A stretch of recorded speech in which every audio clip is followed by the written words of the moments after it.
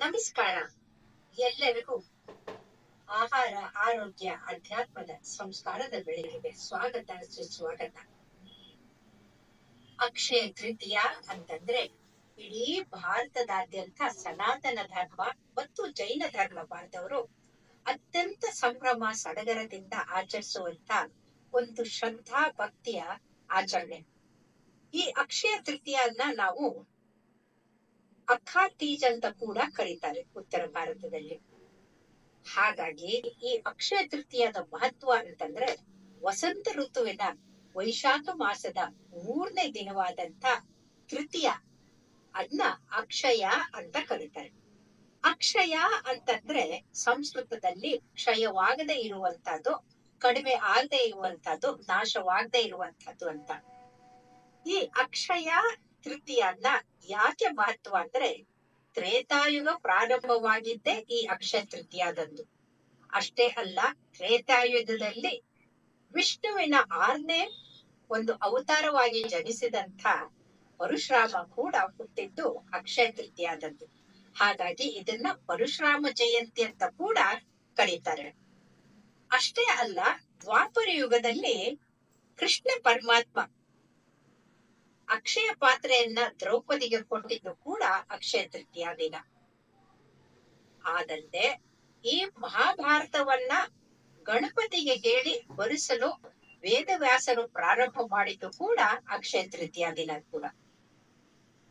ಅದಲ್ಲದೇನೆ ದೇವಲೋಕದಿಂದ ಪವಿತ್ರ ಗಂಗೆ ಧರೆಗೆ ಧುಮ್ಮಿಕ್ಕಿದ್ದು ಈ ಅಕ್ಷಯ ತೃತೀಯದಂದು. ಹಾಗಾಗಿ ಅಕ್ಷಯ ತೃತೀಯದಂದು ನಮ್ಮ ಮನಸ್ಸಿನಲ್ಲಿರುವ ಕಲ್ಮಶಗಳನ್ನ, ಪಾಪಗಳನ್ನ ಎಲ್ಲವನ್ನ ನಾಶ ಮಾಡಿ ಒಂದು ಉತ್ತಮವಾದಂತ ಬದುಕನ್ನ ನಡೆಸಕ್ಕೆ ಒಂದು ಪ್ರಯತ್ನ ಮಾಡಕ್ಕೆ ಅಕ್ಷಯ ತೃತೀಯ ಬಹಳ ಒಳ್ಳೇದು. ಯಾಕಂದ್ರೆ ಇಂದು ಯಾವುದೇ ಕೆಲಸ ಪ್ರಾರಂಭ ಮಾಡಿದ್ರೆ ಅದು ಚೆನ್ನಾಗಾಗುತ್ತೆ ಅನ್ನೋ ಭಾವನೆ ಜನರಲ್ಲಿದೆ.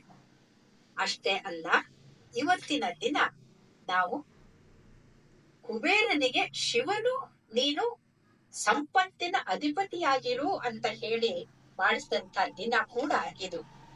ಆದರೆ ಏನಾಗಿದೆ ಅಂದ್ರೆ ಚಳಿಗಾಲದಲ್ಲಿ ಹೋಗಿ ಈ ಅಕ್ಷಯ ತೃತೀಯ ಬಂದಾಗ ಎಲ್ರು ಏನ್ ಅನ್ಕೊಳ್ತಾರೆ, ಸಂಪತ್ತು ಸಂಪತ್ತು ಸಂಪತ್ತು ಅಂತ ಕುಬೇರನ ಹಾಗೆ ತಾವು ಸಂಪತ್ತು ಗಳಿಸ್ಬೇಕು ಅಂತ ಬಂಗಾರ ಕೊಂಡ್ಕೊಳ್ಳೋದೆ ಅಕ್ಷಯ ತೃತೀಯ ಅಂತ ತಿಳ್ಕೊಂಡಿರೋದು ಒಂದು ವಿಪರ್ಯಾಸ. ಈ ಚಳಿಗಾಲ ಹೋಗಿ ವಸಂತ ಕಾಲ ಬಂದಾಗ ಈ ಅಕ್ಷಯ ತೃತೀಯದಂದು 6 ತಿಂಗಳು ಮುಚ್ಚಿಕೊಂಡಿರಂತ ಚಾರಧಾಮದ ದೇವಸ್ಥಾನಗಳ ಬಾಗಿಲು ತೆಗೆಯೋದು ಕೂಡ ಅಂದೆ.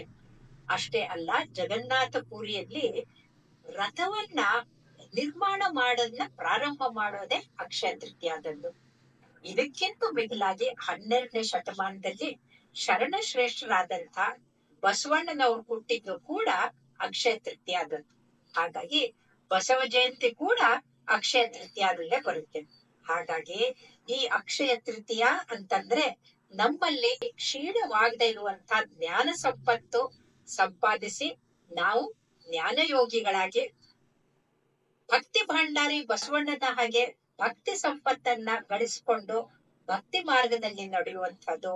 ಅದಲ್ಲದೆ ಕರ್ಮಯೋಗಿಗಳಾಗಿ ನಾವು ಕೃಷ್ಣ ಪರಮಾತ್ಮ ಹೇಳಿದ ಹಾಗೆ ಮತ್ತೆ ಪರಶುರಾಮನ ಹಾಗೆ ಕರ್ಮಯೋಗಿಗಳಾಗೋಕೆ ಪ್ರಯತ್ನ ಪಡೋದು ಕೂಡ ಇದು ಬಹಳ ಮುಖ್ಯ.